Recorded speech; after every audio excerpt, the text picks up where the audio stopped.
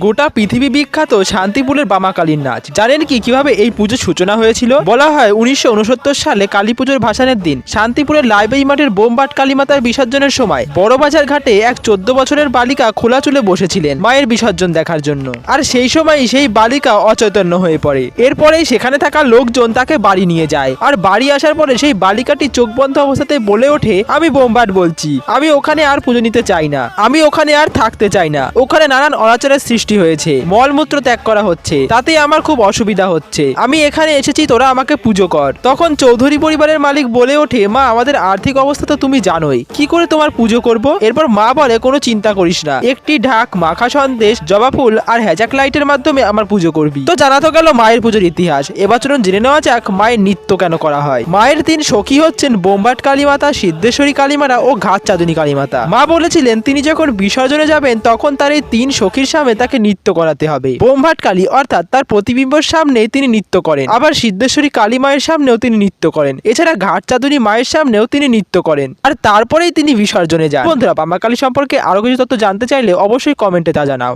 আর হ্যাঁ, ভিডিওটিকে একটি লাইক করে চ্যানেলটিকে অবশ্যই সাবস্ক্রাইব করে রাখো।